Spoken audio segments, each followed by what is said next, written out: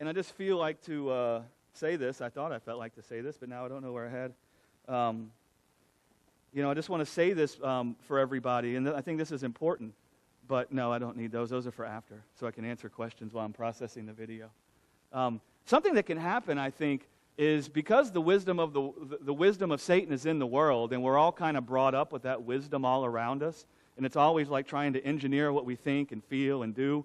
We become so goal-orientated in our lives that we take that goal-oriented stuff that we have everywhere else in our life that's programmed into us at school, in our jobs, in our relationship. We have these goals, right? It's like we can get married sometimes and we have goals for our spouse. We want our spouse to accomplish all these goals in our life, so then we can be happy.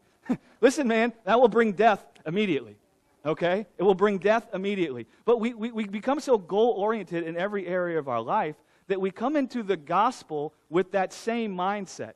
And we can come into the gospel trying to accomplish some end goal because we're so goal-oriented. So we come in not with the mind at rest and relaxation and just hearing the heart of the Father for us, but we come with the mind of us trying to accomplish some goal or get to some end result. Now what that does is it steals your innocence because you're not just sitting in the presence of the Father to hear what He thinks of you, but you're trying to work some goal. And your mind is all the time filled with, how do I get to this end goal? And then when your mind becomes filled with trying to get to the end goal, you miss what the Father's doing right now. And then you sit in church trying to understand everything with your head and trying to take notes all the time and trying to get it through your head instead of realizing the Word of the Father is not to your head, it's to your heart. And it may be a good sign if your head doesn't understand right now, because it has to get into your heart first, and then it will get into your head, and then you can articulate it. Glory to God. That doesn't mean there's something wrong with being able to intellectualize what you understand. It just means the gospel is not spoken to the head, it's spoken to the heart. It also doesn't mean it's bad to take notes, but if you're taking notes out of some goal-oriented mind, which can happen so easily to all of us. I can get up here and describe the life we were created for and how beautiful it is, and your mind can so easily turn to, how do I get there? That's a stumbling block. That's a stumbling block, guys. Then your mind starts trying to figure out how you can get there. Now you're no more resting, but you're working a principle to get somewhere. Okay? We're not trying to get anywhere. But guess what? We will get somewhere. You see? You see how that doesn't make any sense? It doesn't make any sense to the carnal mind. Because the carnal mind wants to know, how will we get there? Right? And listen, man, I'm talking about this because I've lived it. This isn't like, oh, woe is you, this is how you are. This is a common temptation to every human being, to hear about this wonderful life and then get busy thinking about, how can I get there? Okay? All you want to do is come and sit at the feet of Jesus and make yourself available to hear what the Father has to say to you.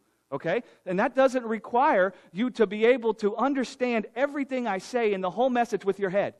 It may be within the first 5 minutes that I say something, the Spirit has got you off and is talking to you in your heart. It may work like that. Let it go. Go with Him. It's not even like the Spirit will always necessarily be working in your heart concerning the thing that I'm preaching about.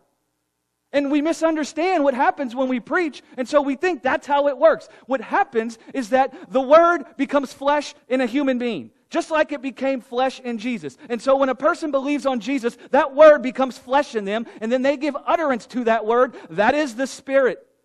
And so now a person will get up and preach, and they're releasing the Spirit into the room, into the hearts of all the people. And now that Spirit is actively working in all of your hearts to guide you into the truth about your life.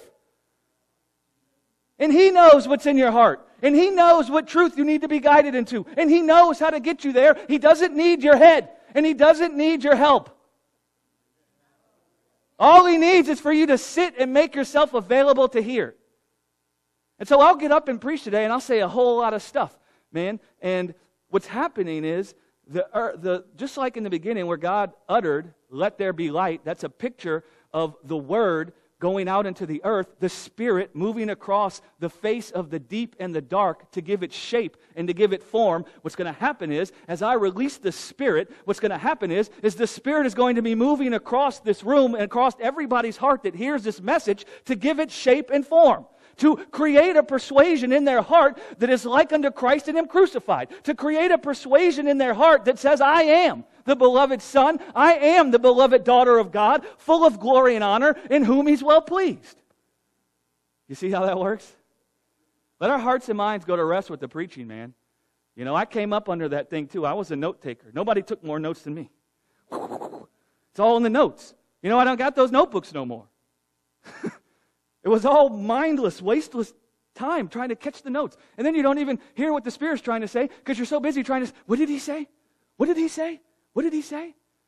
So don't make that a law now either. You can take notes, but just be sure that you're taking them from a place of just sitting to hear what God is saying and not like some goal that you're trying to work or get to. You see what I'm saying? Does that make any sense?